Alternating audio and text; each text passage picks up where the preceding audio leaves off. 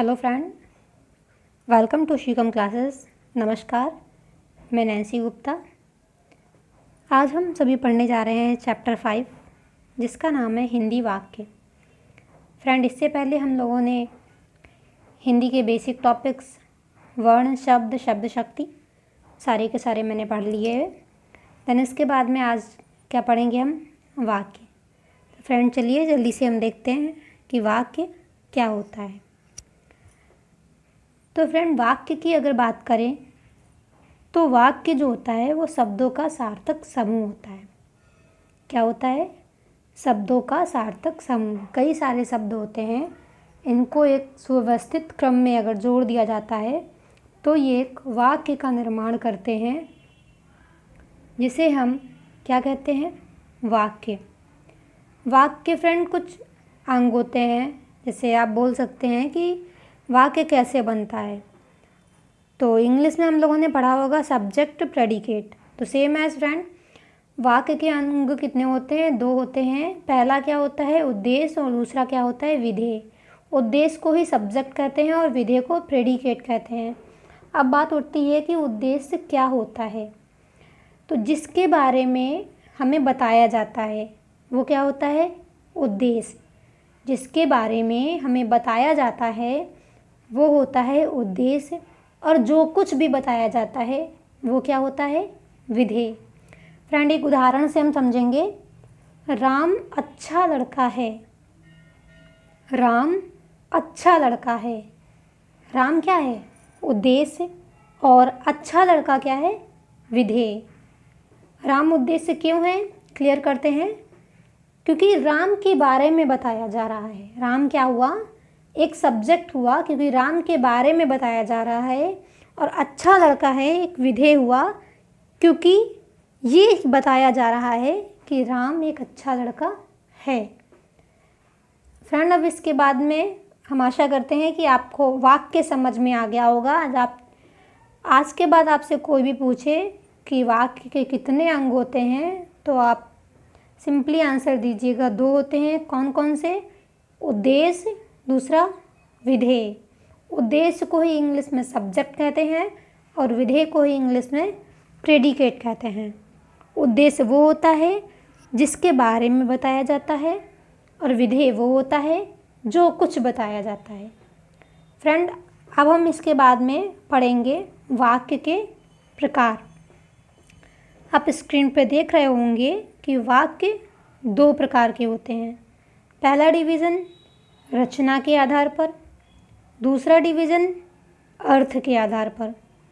तो फ्रेंड, रचना के आधार पर पहला डिवीज़न क्या है कि रचना के आधार पर वाक्य कितने प्रकार के होते हैं? 3 प्रकार के। पहला सरल वाक्य, दूसरा संयुक्त वाक्य, तीसरा मिश्रित वाक्य। तो फ्रेंड, सरल वाक्य को हम साधारण वाक्य भी कहते हैं। संयुक्त वाक्य को ही इंग्लिश में कंपाउंड सेंटेंस कहते हैं, और मिश्रित वाक्य को कॉम्प्लेक्स सेंटेंस कहते हैं। तो फ्रेंड, अब हम सबसे पहले ये जानते हैं कि सरल वाक्य कौन से होते हैं। तो सरल वाक्य आप स्क्रीन पर देख रहे होंगे कि ऐसे वाक्य जिनमें केवल एक उद्देश्य, एक विधेय और एक ही क्रिया हो। कैसे फ्रेंड जज करेंगे सरल वाक्य कौन सा है? उसमें देखेंगे कि हम कि जिसमें एक उद्देश्य, एक विधेय और एक ही क्रिया हो, ऐसे वाक्य सरल वाक्य या साधारण वाक्य कहलाते हैं। तो फ्रेंड, उदाहरण में क्या दिया गया है? गरिमा पत्र लिखती है। गरिमा क्या हुई? कर्ता हुई। उद्देश्य हुई।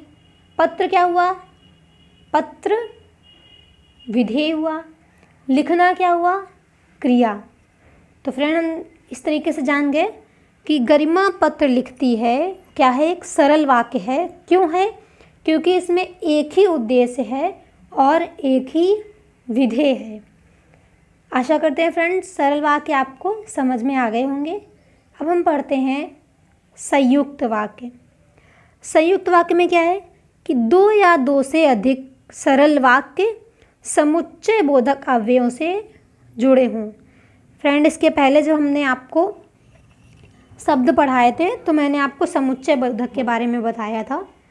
तो वही समुच्चय बोधक जैसे और, तथा, एवं, पर, परंतु, तो ये जो समुच्चय बोधक अव्यय होते हैं इनके द्वारा जब दो या दो से अधिक सरल वाक्य जुड़े होते हैं तो उन्हें हम संयुक्त वाक्य कहते हैं।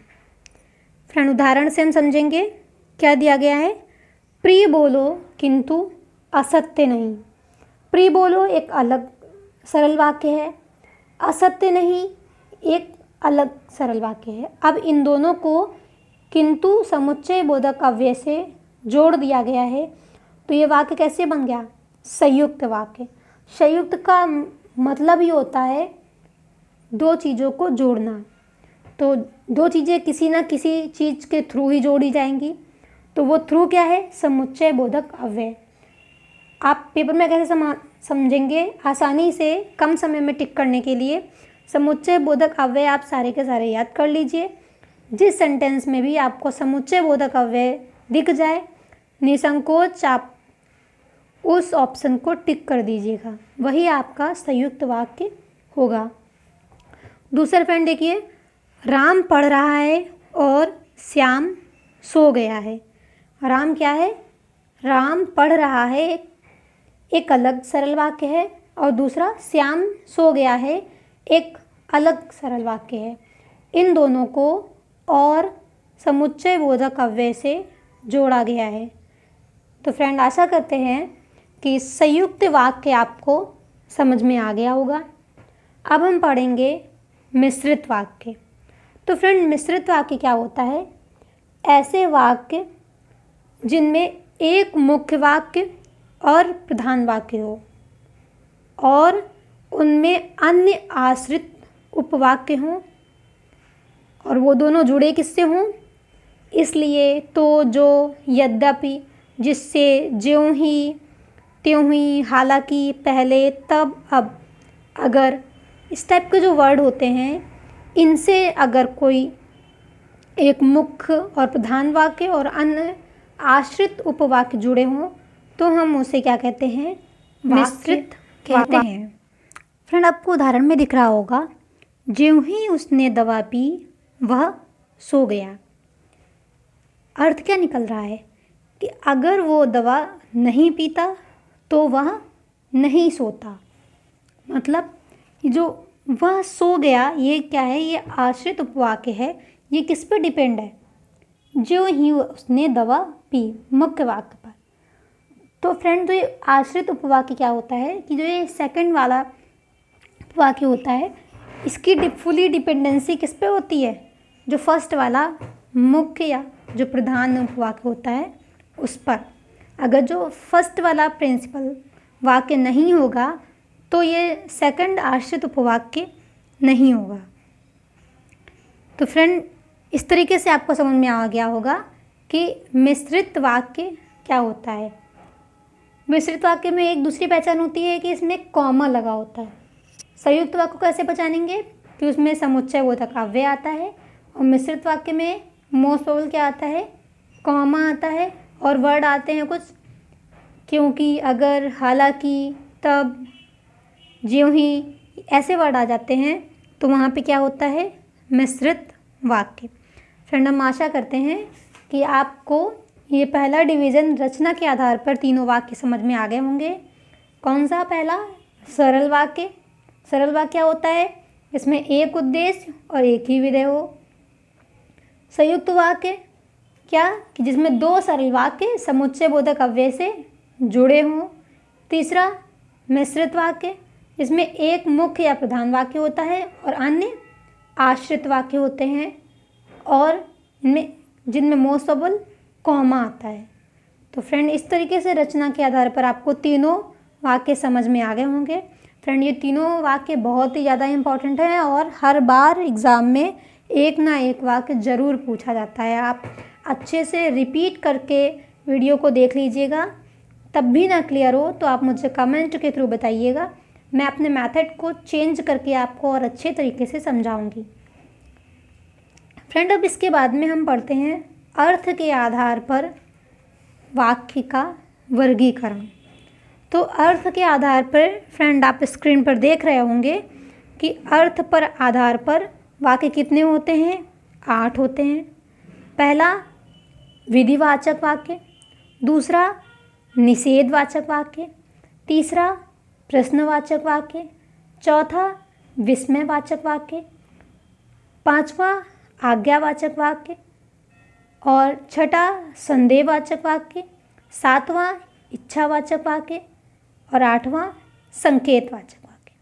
फ्रेंड ये सारे के सारे अर्थ के आधार पर जो वाक्य हैं, नाम से ही आपको क्लियर समझ में आ जाएगा और मैं आपको बहुत ही अच्छे तरीके से इनको बताती हूँ कि आप कैसे पहचानेंगे कि कौन से वाक्य किस कैटेगरी में आते हैं।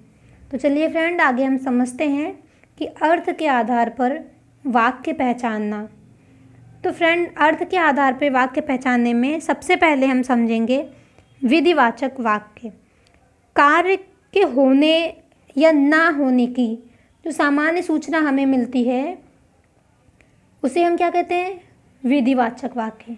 जैसे सूरज पूरब से निकलता है, आज सूरज पूरब से निकला है, तो ये क्या हुआ, ये कार्य के होने की हमें सूचना दे रहा है, तो ये क्या हुआ, विधिवाचक वाक्य। दूसरा उदाहरण अगर हम ले लें, मेरा भारत महान है, तो ये क्या हुआ, विधिवाचक वाक्य। फ्रेंड दूसरा क्या है, निषेधवाचक वाक्य। निषेध का मतलब ये होता है ना, नकारात्मक, अर्थात जिस वाक्य से नकारात्मकता का बोध हो वह निषेधवाचक वाक्य कहलाता है। उदाहरण से समझेंगे फ्रेंड, रानी आज बनारस नहीं जाएगी। इस वाक्य से क्या पता चल रहा है, कार्य का ना होना। रानी आज बनारस नहीं जाएगी, बाजार जाकर भी सामान नहीं मिला। ये जो उदाहरण है ये क्या बता रहे हैं, कार्य के ना होने की हमें सूचना दे रहे हैं, नकारात्मकता का बोध करा रहे हैं। तो ऐसे वाक्यों को हम क्या कहेंगे, निषेधवाचक वाक्य। इनको हम इंग्लिश में निगेटिव सेंटेंस भी कहते हैं। फ्रेंड इसके बाद में हम पढ़ेंगे प्रश्नवाचक वाक्य। तो फ्रेंड ऐसे वाक्य जिनमें किसी प्रकार के प्रश्न पूछे जाने का बोध होता हो और वाक्य के अंत में क्वेश्चन मार्क का चिन्ह लगा हो, प्रश्नवाचक चिन्ह लगा हो, तो हम उसे प्रश्नवाचक वाक्य कहते हैं। उदाहरण क्या है, तुम कहाँ जा रहे हो, तुम क्या कर रहे हो, वह कैसी है, तुम्हारा नाम क्या है, तुम कौन सी कक्षा में पढ़ते हो। तो फ्रेंड ये सारे उदाहरण क्या हैं, प्रश्नवाचक वाक्य। इसके बाद में हम पढ़ेंगे विस्मयवाचक वाक्य। तो फ्रेंड हमने इसके पहले आपको विस्मयादि बोधक बताया था, तो वही है ये कि जिस वाक्य में आश्चर्य, शोक, हर्ष, मतलब जो ये तीव्र मनोभाव होते हैं, ऐसे व्यक्त करने वाले ऐसे शब्द अगर वाक्य में हैं तो उसे हम क्या कहेंगे, विस्मयवाचक वाक्य। और उसमें क्या होता है, एक विस्मयादि बोधक चिन्ह होता है, वो विस्मय सूचक शब्द के बाद में लगा होता है। तो फ्रेंड ये शब्द कौन कौन से हैं, जैसे अरे, वह, ओहो। तो ये जो इस टाइप के इच्छा टाइप के जो शब्द होते हैं इसे हम विस्मय सूचक शब्द कहते हैं, और ये शब्द जहाँ पाए जाते हैं उन्हें हम विस्मयवाचक वाक्य कहते हैं। उदाहरण है, अरे वह क्यों चली गई। तो ये वाक्य क्या हुआ, विस्मयवाचक वाक्य। वह, क्या खूब बारिश हुई, ये क्या है, विस्मयवाचक वाक्य। तो फ्रेंड अब इसके बाद में हम पढ़ेंगे आज्ञावाचक वाक्य। जिन वाक्यों से ये पता चल रहा हो कि उसमें किसी को आज्ञा दी गई हो या किसी से आज्ञा ली गई हो, किसी को अनुमति दी गई हो, किसी को आदेश दिया गया हो, तो ऐसे वाक्य क्या होंगे, आज्ञावाचक वाक्य। जैसे तुम्हारा कल्याण हो, बड़ों का सम्मान करो, बाजार जाकर फल ले आओ। तो ये क्या है, आज्ञावाचक वाक्य। फ्रेंड अब इसके बाद में संदेहवाचक वाक्य। ऐसे वाक्य जिनको पढ़ने से पता चल रहा हो कि उसमें कार्य के होने या ना होने का संदेह बना हुआ है। तो फ्रेंड, उदाहरण से हम समझेंगे, शायद ही हम मिल पाएँ, शायद ही हम कल मिल पाएँ, मतलब पता नहीं हम मिलेंगे या ना मिलेंगे, कार्य होगा या नहीं होगा, ऐसा संदेह बना रहेगा। दूसरे उदाहरण से समझेंगे, जैसे हमसे कोई समय पूछता है और हमारे पास घड़ी नहीं होती है, तो हम अनुमान लगाते हैं कि लगभग 9:30 बजा होगा। तो ये क्या है, एक संदेह बना है, मुझे क्लियर आउट नहीं है कि हाँ 9:30 बजा ही है या नहीं बजा है, हम बस अनुमान लगाते हैं। तो जो अनुमान भी होता है तो ये भी क्या होता है, संदेहवाचक वाक्य में आता है। जैसे हम लोग बोलते हैं शायद शाम को वर्षा हो, मुझे नहीं पता, बस हम प्रिडिक्ट कर रहे हैं कि हाँ मे भी हो सकता है कि बादल से हैं तो मे भी हो सकता है कि बारिश हो। तो ऐसे वाक्य क्या होंगे, संदेहवाचक वाक्य। अर्थात जिन वाक्यों में संदेह व संभावना व्यक्त हो, जब हम उसे रीड करें तो हमें ऐसा लगे कि पता नहीं कार्य हुआ है या नहीं हुआ है, संदेह बना रहे, डाउटफुल रहे, तो वो क्या होगा, संदेहवाचक वाक्य हो। या फिर संभावना भी हो कार्य के होने या ना होने की, तो भी वहाँ क्या होगा, संदेहवाचक वाक्य होगा। फ्रेंड, अब इसके बाद में हम क्या पढ़ेंगे, इच्छावाचक वाक्य। इच्छावाचक वाक्य ऐसे वाक्य जिनमें हम किसी को आशीर्वाद देते हैं या अपनी कोई इच्छा को व्यक्त करते हैं या शुभकामना देते हैं, तो ऐसे वाक्य क्या उनसे होंगे फ्रेंड, इच्छावाचक वाक्य। जैसे कि तुम्हारा कल्याण हो, तुम्हारा कल्याण हो, 9 वर्ष मंगलमय हो, ईश्वर करे तुम्हारी यात्रा मंगलमय हो, आपको जन्मदिन की बहुत बहुत बधाई हो, लाइक दैट। ये जो शुभकामना वाले वाक्य होते हैं उन्हें हम क्या बोलते हैं, इच्छावाचक वाक्य। फ्रेंड, अब इसके बाद में हम लास्ट पढ़ेंगे संकेतवाचक वाक्य, जिनमें एक क्रिया का होना दूसरे पर निर्भर करता है, उसे हम क्या कहते हैं, संकेतवाचक वाक्य। इसकी पहचान फ्रेंड क्या होती है, ज़्यादातर ऐसे सेंटेंस में तो वर्ड जो होता है वो ज़रूर मिलता है। कैसे हम लोग एग्जाम में पहचानेंगे कि अगर किसी सेंटेंस में तो वर्ड दिया गया है और हम बस उसको एक बार रीड करके देखेंगे कि क्या एक क्रिया दूसरे पर डिपेंडेंट है, तो वो क्या हो जाएगा, संकेतवाचक वाक्य। बहुत ही अच्छा सा एग्जाम्पल है इसका कि यदि तुम मेहनत करोगे तो सफल हो जाओगे।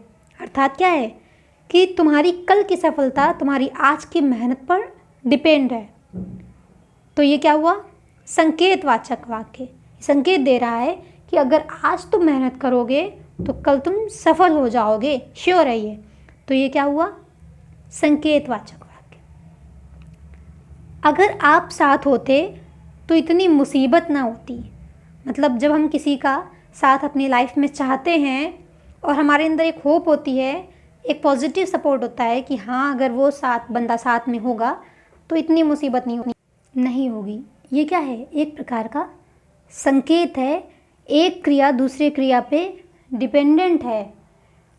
तीसरा क्या है कि यदि वर्षा अच्छी होगी तो फसल भी अच्छी होगी। अर्थात क्या है कि फसल का अच्छा होना किस पे डिपेंड है, वर्षा के अच्छे होने से। अगर आज वर्षा अच्छी नहीं हो रही है तो कल फसल भी अच्छी नहीं होगी। तो ये वर्षा की जो डिपेंडेंसी है, वर्षा के अच्छे होने के जो डिपेंडेंसी है वो किस पर है, वर्षा पर है। एक क्रिया दूसरे क्रिया पर डिपेंडेंट है, तो वो क्या हुआ, सेंटेंस संकेतवाचक वाक्य है। तो फ्रेंड, हम आशा करते हैं इस तरीके से आपको 8 प्रकार के वाक्य समझ में आ गए होंगे। अब आप किसी भी नेक्स्ट कॉम्पिटिटिव एग्ज़ाम में कभी भी डाउटफुल नहीं रहेंगे और सही आंसर को क्लिक कर आएंगे। पहला क्या हम लोगों ने पढ़ा था, विधिवाचक वाक्य। विधिवाचक वाक्य जिसमें कार्य के होने की सूचना मिले, जिसमें कार्य हो जा रहा है वो क्या है, विधिवाचक वाक्य। दूसरा निषेधवाचक, जिसमें कार्य की ना होने की संभावना हो, जिसमें कार्य ना हो रहा हो। तीसरा प्रश्नवाचक वाक्य, जिसमें प्रश्नवाचक चिन्ह उपस्थित हो। चौथा विस्मय, जिसमें शोक हर्ष ये जो तीव्र मनोभाव हों वो उपस्थित हों। आज्ञावाचक वाक्य, जिसमें आज्ञा सूचक शब्द या जिसमें आज्ञा दी जा रही हो, अनुमति दी जा रही हो, आदेश दी जा रही हो, ऐसा अर्थ प्रतीत हो रहा हो, महसूस हो रहा हो, तो वहाँ पे क्या होगा, आज्ञावाचक वाक्य। फिर संदेहवाचक वाक्य, जिसमें कार्य के होने या ना होने डाउट बना रहे, वो क्या होगा, संदेहवाचक वाक्य। इच्छावाचक वाक्य, जिसमें आशीष व शुभकामनाएं दी जा रही हों। संकेतवाचक वाक्य, जिसमें एक क्रिया दूसरी क्रिया पे फुली डिपेंडेंट हो, तो वहाँ पे क्या होगा, संकेतवाचक वाक्य। फ्रेंड, इस तरीके से हम आशा करते हैं कि आपको आठों प्रकार बहुत ही अच्छी तरीके से समझ में आ गए होंगे, और अच्छे से इनको पढ़ने के लिए आप जो ये मैंने पहचान बताई है, आप इनको अच्छे से समझ लीजिए। फिर अपने मन से ही उदाहरण जनरेट करिए। ये उदाहरण ज़रूरी नहीं है जो मैंने लिखा है, सूरज पूरब से निकलता है, रानी बनारस जाएगी या नहीं जाएगी, तुम कहाँ जा रहे हो, लाइक दैट। ज़रूरी नहीं है कि आप इन्हीं उदाहरणों को रटें या पढ़ें। आप अन्य उदाहरण से आप उनको समझ सकते हैं। इस तरीके से आपको अर्थ के आधार पर भी वाक्य को पहचानना आ जाएगा, और इसके बाद में नेक्स्ट कभी भी एग्ज़ाम में आपसे फॉल्ट नहीं होगी। फ्रेंड, इस तरीके से वाक्य आपको बहुत अच्छे से समझ में आ गए होंगे। हमारे वीडियो में लास्ट तक बने रहने के लिए आपका बहुत बहुत धन्यवाद। Thank you so much. ये चैनल आपका है और हम आपके एक फैसिलिटेटर हैं। अपने फैसिलिटेटर की एनर्जी को बूस्ट करने के लिए प्लीज़ चैनल को लाइक, शेयर एंड सब्सक्राइब करिए। आप उन लोगों को भी सजेस्ट करिए जो हिंदी से किसी भी कॉम्पिटिटिव एग्ज़ाम की तैयारी कर रहे हैं, टैट, सुपर टैट, सी टैट, एनी अदर एग्ज़ाम के लिए आप इस चैनल को सजेस्ट कर सकते हैं। Thank you so much. Like, share, subscribe, Shivkam channel.